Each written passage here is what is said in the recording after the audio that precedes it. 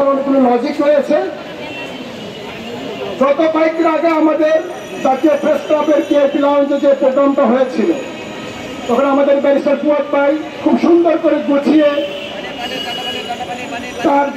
তার যে তিনি যারা বিলিভ করেন সেই বিষয়টা ব্যাখ্যা করেছেন এবং তার বক্তব্যের যে টেনে আমি তখন আমার ব্যাখ্যা দিয়েছিলাম কেন আমাদের বয়স 35 করা উচিত প্রার্থীদের চাকরির প্রবেশের ক্ষেত্রে।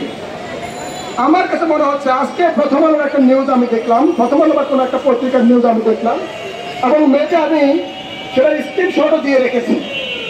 সেখানে ডক্টর ইউনূস স্যার বলেছেন তার মূল অবজেক্টিভ হচ্ছে আমাদের বেকারত্ব ঘোষণা, মানে আমাদের জব ক্রিয়েট করা। সুতরাং আমাদের প্রধান উপদেষ্টা মহোদয় যেখানে বলছেন যে আমাদের বেকারত্ব ঘোষণা হচ্ছে ওনার মূল অবজেক্টিভ গুলোর একটি, আমরা বিশ্বাস করতে চাই এবং বিশ্বাস করি অবশ্যই আমাদের চাকরিতে বয়স সীমা বাড়বে। আমরা কোন ধরনের প্রিভিলেজ চাই না, আমরা আমাদের যোগ্যতা প্রমাণের সুযোগ চাই।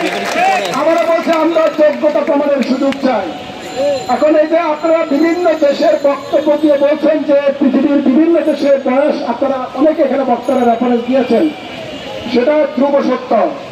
যদি যুক্তরাষ্ট্রে 59 বছর বয়সে সরকারি চাকরিতে যুক্ত হতে পারে, আমরা পিছিয়ে পড়া দেশ হিসেবে 35 কেন জয়েন করতে পারবো না?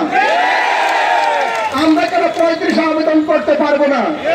যেখানে আমাদের প্রতিবেশী রাষ্ট্র ভারত, যাকে আমরা বিভিন্নভাবে অনুসরণ করতে চাই, আমাদের সাউথ এশিয়ার সকল দেশে বয়স 35 থেকে 45। ভারতের রাজ্য ভেদে আমরা জানি 35 থেকে 45।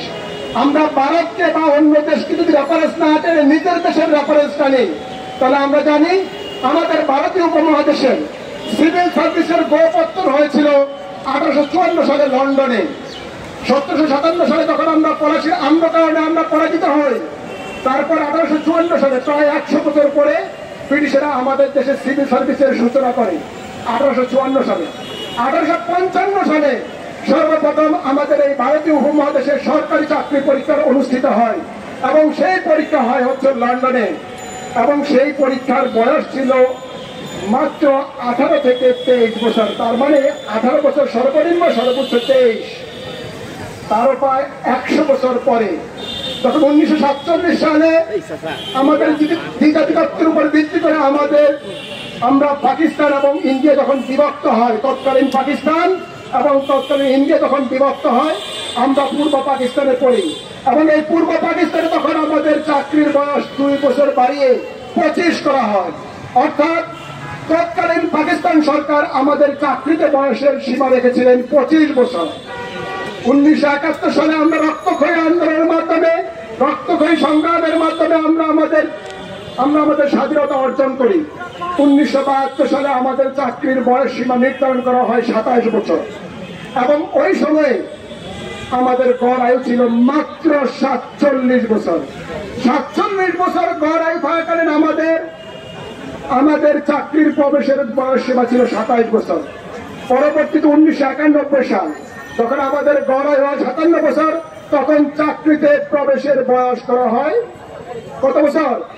30 বছর। 1991 সাল থেকে বর্তমানে কত সাল? 2024 সাল। প্রায় 33 বছর পার হয়ে আমাদের গড় আয়ু আরো 16 বছর বৃদ্ধি পেয়ে আমাদের গড় আয়ু কত হয়েছে? গড় আয়ু 73।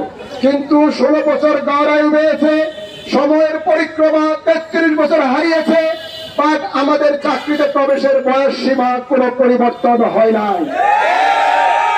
অতীত সরকার, বিগত সরকার যারা দীর্ঘদিন ক্ষমতা ছিল, অনেকে ফ্যাসিবাদী সরকার বলেন, বিভিন্নভাবে আখ্যায়িত করেন। 12 বছর সংগ্রাম করেছেন আপনারা নির্যাতিত হয়েছেন, কখনো কোন ধরনের সহিংসতা ছাড়া আপনারা আন্দোলন করেছেন, বাট তারা এই আন্দোলন মেনে নেয় নাই। আপনারা দেখেন আমরা 33 বছর পার করেছি। এই 33 বছরে বিশ্বের সকল দেশের মতো আমাদের দেশের সকল ক্ষেত্রে পরিবর্তন হয়েছে। আমাদের শিক্ষা ক্ষেত্রে পরিবর্তন হয়েছে, অর্থনৈতিক অগ্রযাত্রা হয়েছে, আমাদের গড় আয়ু বেড়েছে, আমাদের জিডিপির আকার বেড়েছে, আমাদের কর্মক্ষেত্র বেড়েছে, আমাদের এক্সপোর্ট বেড়েছে, আমাদের রেভিনিউস ফ্লো বেড়েছে। বাট দুঃখের বিষয় হচ্ছে আমাদের অধিকারের খর্ব হয়েছে আগের থেকে অনেক বেশি। আমরা মানবাধিকারের কথা বলি, আমার চাকরি পাওয়ার অধিকার কি আমার মানবাধিকারের মধ্যে পড়ে না? আমি যেমন বেঁচে থাকার অধিকার রয়েছে, তেমনি আমার কর্ম করার অধিকার রয়েছে, এবং সেই কর্ম করার অধিকার উন্মুক্ত থাকতে হবে। আমি 35 চাই না, আমি উন্মুক্ত চাই, আমি উন্মুক্ত চাই। 35 তো করতেই হবে শর্ত সাপেক্ষে। আমরা কি চাচ্ছি? আমরা উন্মুক্ত চাচ্ছি। আমার বিশ্বাস ডক্টর ইউনূস স্যার আমাদের বর্তমান বাংলাদেশের অভিভাবক, আমাদের সরকারের অভিভাবক, সারা পৃথিবীর মানুষ তার দিকে তাকিয়ে থাকে। আমি গতকালকে প্রথম আলোর রিপোর্টে দেখেছি বিশ্বের 92 জন নোবেল লরেট, আবারও বলছি বিশ্বের 92 জন নোবেল লরেট সহ প্রায় 2 শতাধিক বিশ্ব নেতা ডক্টর ইউনূস স্যারের সরকারকে সাপোর্ট দিতে বলেছেন। আমরা ডক্টর ইউনূস স্যারকে যতদিন ইচ্ছে, যতদিন তিনি আমাদের দেশ ভালোভাবে পরিচালনা করবেন, ততদিন সাপোর্ট দিয়ে যেতে চাই। এবং আমাদের ছাত্র সমাজ, যেই ছাত্র সমাজ বৈষম্য বিরোধী ছাত্র আন্দোলনের মাধ্যমে সাবেক সরকারের পতন ঘটিয়েছে এবং এই সরকারকে মসনদে বসিয়েছে, এই সরকারকে অবশ্যই ছাত্রদের হৃদয়ের রক্তক্ষরণ বুঝতে হবে। আমরা আমাদের একটাই দাবি, আমরা ছাত্র সমাজের পক্ষ থেকে বর্তমান সরকারের কাছে আর কোনো দাবি নেই।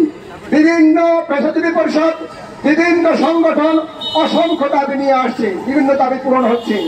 যেই ছাত্র জনতার আন্দোলনের কারণে আজকে আমরা নির্বিঘ্নে কথা বলতে পারছি।